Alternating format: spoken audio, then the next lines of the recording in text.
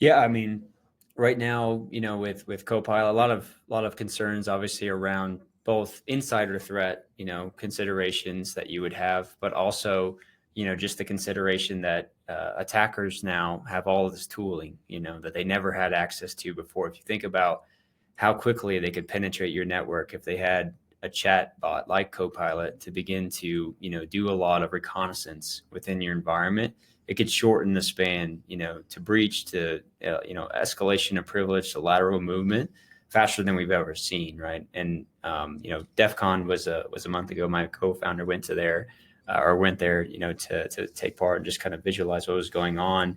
And there was a lot of, different use cases of attackers and hackers using AI to breach these networks.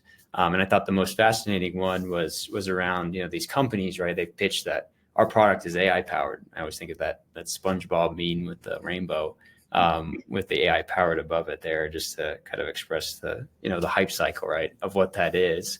But these attackers are using that, and they're using what's now known as prompt injection, to be able to ping, that bot, which is accessing, data on the back end, and they were able to pull out some sensitive customer information, based off of just prompting it with different types of cues that expose that to the front end. And Copilot's no different, right, when it comes to that.